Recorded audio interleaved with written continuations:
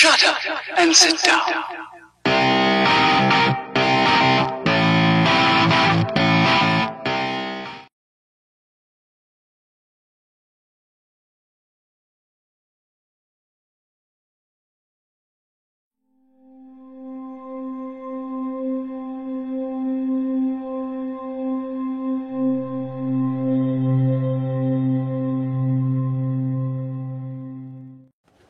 Wala nang intro-intro. Simulan na natin ang kwento. At natapos ang kasal ni Dodoy ng matiwasay. Ni hindi na nagpakita ang mga lalaki sa palengke. Ganon din yung lalaking nanutok sa akin ng patalim. Pero isang araw bago ako bumalik sa Negros, may nangyaring hindi inaasahan. Isa sa mga kapatid ng napangasawa ni Dodoy ang nagpakita ng kakaibang sinyales na ikinagulat ng lahat, maging ng iba nilang mga kaanak. Kasi nung aral ng kasalan ay ayos naman ito. Pero 3 araw ang nakalipas. Sumama ang pakiramdam nito at hindi halos lumalabas sa silid. Nakita na lang nila na iba ang kilos nito nung minsang pinuntahan ito ng magulang niya upang kumustahin. Siniyasat namin ni Dodoy at Anwar ang nangyari sa binata. At iisa ang naging konklusyon naming 3. Nayanggaw ito. Papaano namin ito nalaman?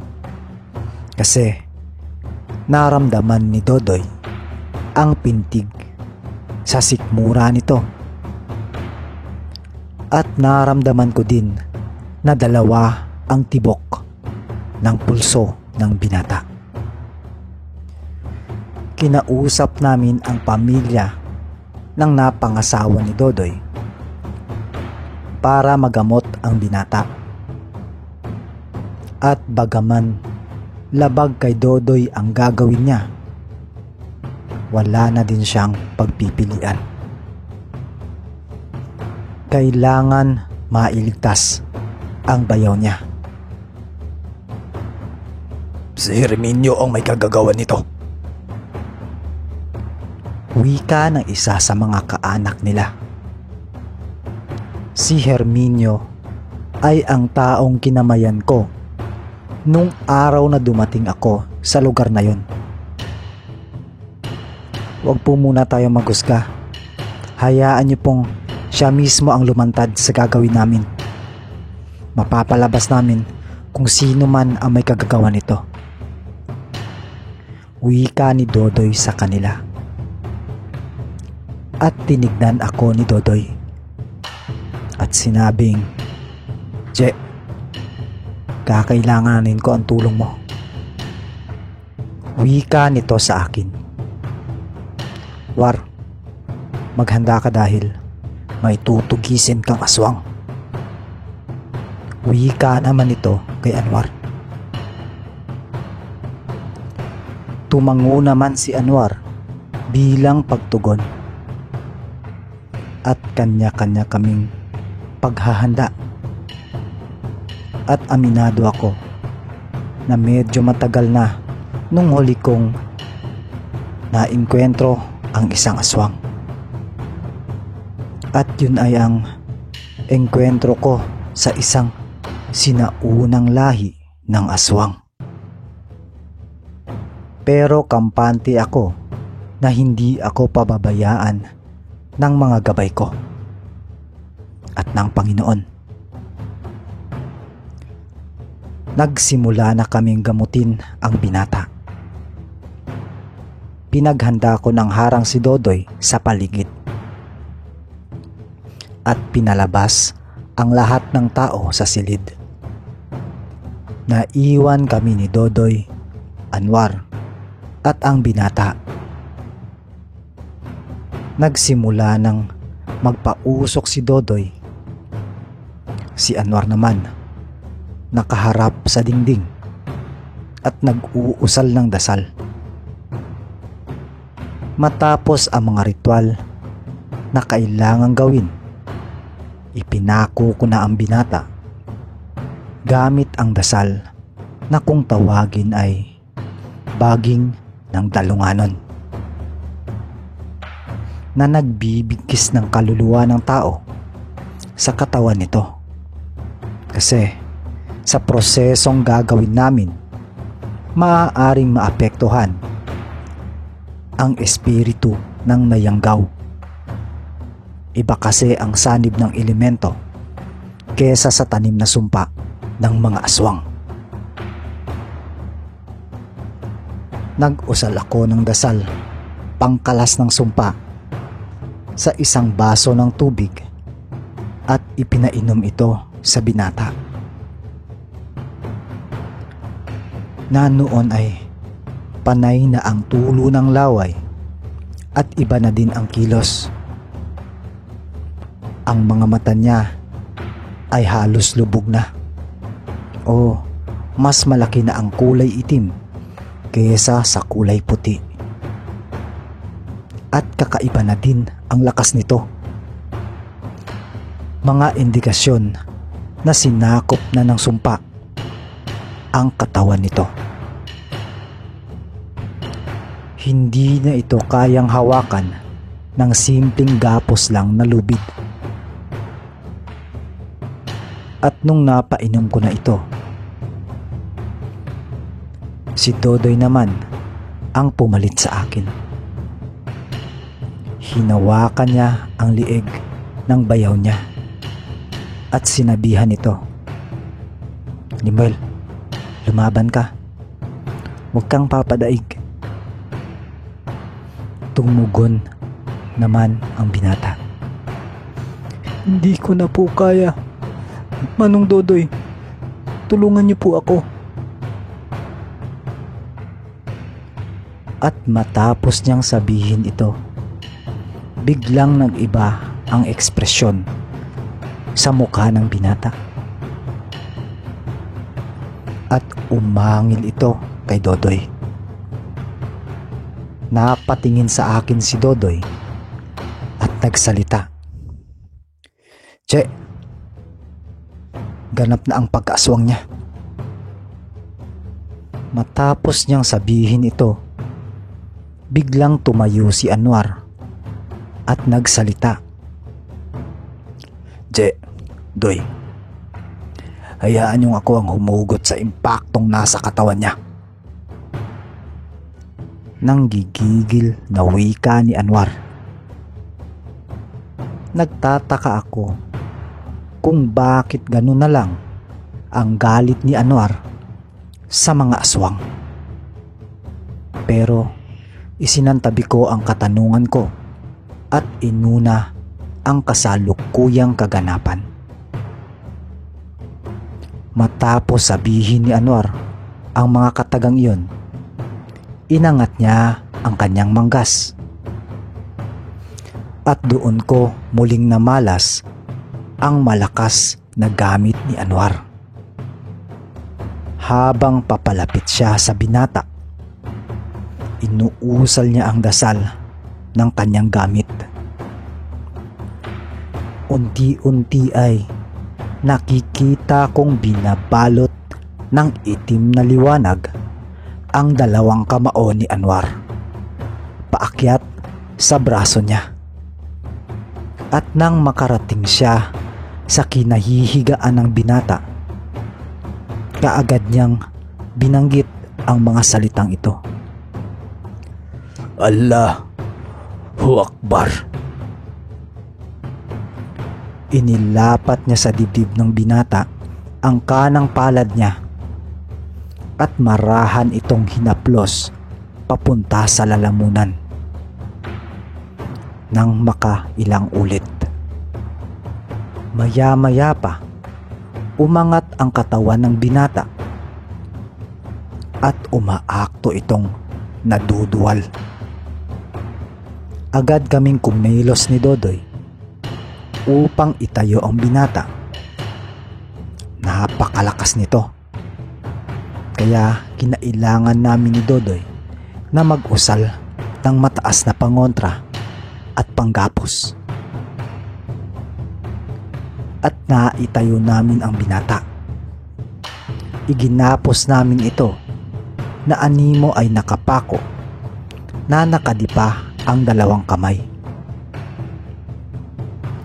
At habang nasa ganong posisyon, walang patid ang pagtulo ng laway nito at paminsan niyang pagduduwal. Tuloy lang ang ginawa ni Anwar at habang hinahaplos niya ang dibdib ng binata ay nag-uusal siya ng dasal sa kaliwa niyang kamay at itinapat ito sa noo ng binata. Sabay akto na parang may hinuhugot. Makailang ulit niya itong ginawa at bigla siyang tumigil at tumingin sa amin ni Dodoy.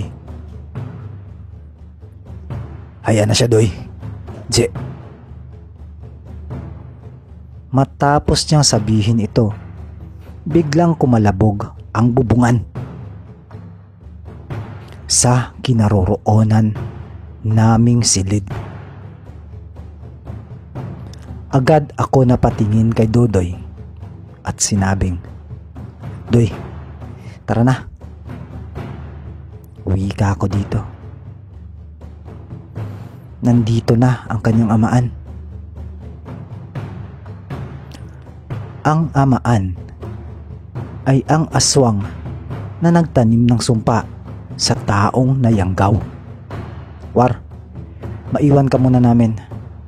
May kakatayin lang kami ni JR." Wika ni Dodoy kay Anwar na noon ay tutok na tutok sa ginagawa niya.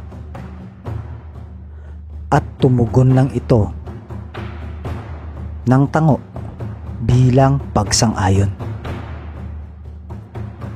Agad kaming lumabas ni Dodoy at paglabas namin sa silid, andun ang lahat ng pamilya ng asawa ni Dodoy, pati ang asawa niya. Bagaman nalilito sa mga nangyayari, binilinan niya si Dodoy na mag-ingat. Niyakap naman siya ni Dodoy at agad na lumabas ng bahay. Paglabas ng bahay, agad na bumungad sa amin ang isang nilalang na nasa bubong. Napakalaki ng nilalang na ito. Biruin nyo ha, 5:00 pa lang ng hapon. Kaya kitang-kita ko ang anyo nito.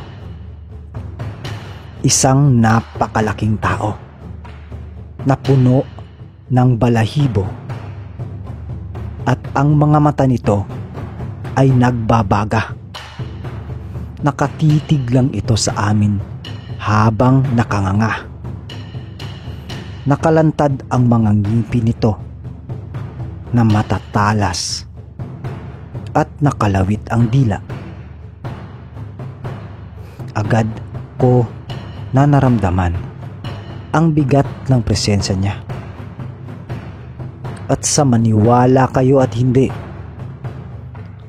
sa isa na namang pagkakataon, muli kong naramdaman ang lakas ng kapangyarihan ni Apo Lakay sa aking katawan.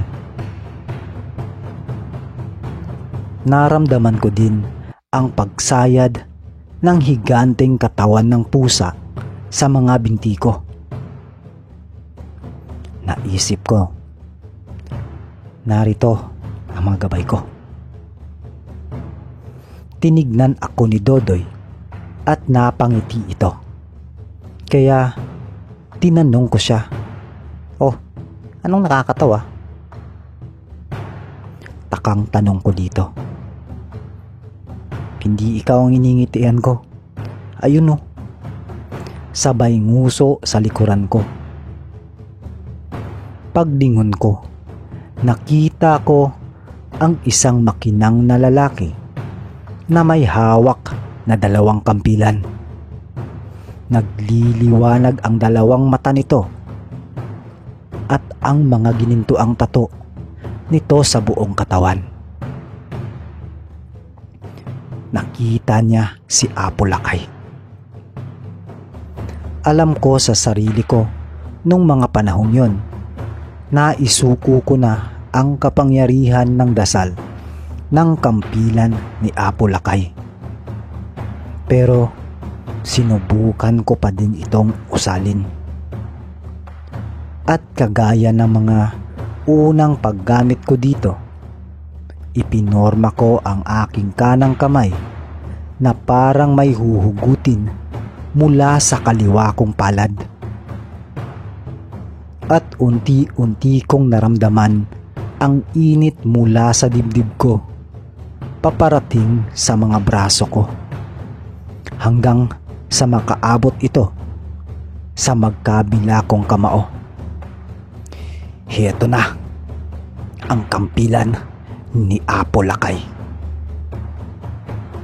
Sa muling pagkakataon, hawak ko ang makapangyarihang sandata ng sinaunang mandirigma at diwata. Handa na ako, Doy. Wika ako kay Dodoy. Tumugon naman ito, Tara, Je. At nang susugod na kami, biglang lumipad ang nilalang papalayo sa amin. Kaya hinabol namin iyon. At nagawi kami sa isang malawak na bakanting damuhan.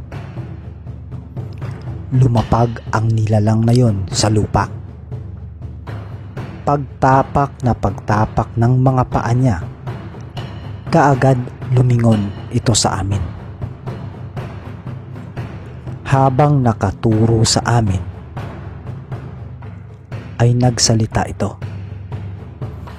Binalaan na kita, Apo ni Juan Dumog.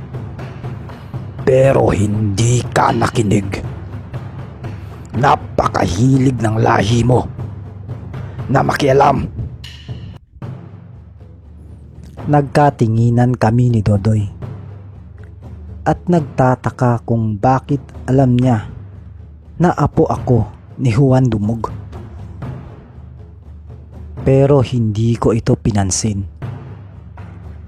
at kaagad kaming sumugod ni Dodoy. Napakalakas nito. Bukod sa laki niya, ay makikita mo din ang taglay nitong bilis at liksi. At habang nakikipaglaban, kinakausap kami ng nilalang. Hindi rin biro ang mga kakayanan nyo. Totoo nga ang sinabi ni Tandang Sayong. Malakas ang apo ni Juan Dumog. Natigilan ako dahil sa narinig ko. Dahilan para tamaan ako ng bigwas niya. At tumalsik ako. At medyo masama ang bagsak ko. Ganon din ang nangyari kay Dodoy. At ang pinagtataka ko ay inaantay niya kaming bumangon. At nung makabangon na ako, kaagad siyang tumakbo papunta sa akin. Pero nailagan ko ang atake na yun. At nakalipat sa likuran niya. Pinundayan ko siya ng tadyak at sumubsob siya sa lupa na siyang nagbigay sa akin ng pagkakataon upang mag-usal ng isang dasal na panggapos at pangkulong. Ang dasal ng baging ng dalunganod. At ipinatungkol ko ito sa nilalang. Makalas niya man ito, pero matatagalan siya at magbibigay ito ng sapat na oras para makagawa ng susunod na hakbang. Dinukot ko ang mutya sa loob ng dibdib ko at isinubo ito. Kasabay ng isang dasal na isa ding makapangyarihang mantra. Ako ay ang kalikasan at ang kalikasan ay ako. Ayos. So, ayun. Ito na po yung part 2 niya, no? So, abang-abang lang tayo sa part 3. Guys, ikatatlong yugto po ito ng Dodoy. Dito nyo po matutuklasan o dito nyo po maririnig yung kwento namin na magkasama kaming tatlo nila ni Anwar. Guys, sobrang astig ni Anwar. So, abang-abangan nyo tong kwento na to para malaman nyo ang lahat ng kakayanan na taglay ng Muslim na antingero. Kaya medyo abang-abang lang tayo sa mga susunod na kabanata. At muli po, nagpapasalamat ako sa pagsuporta ninyo at walang sawang pagtangkilik sa ating kwento at sa ating channel. Nawa po ay pagpalain kayo ng Diyos. At sana tuloy-tuloy lang ang suporta ninyo sa akin hanggang sa makamit natin ang ating adhikain. Ito ay ang makatulong sa iba. Taos-puso po akong nagpapasalamat sa lahat ng mga sumusuporta at naniniwala sa ating adhikain. Malapit na po, mga kapatid.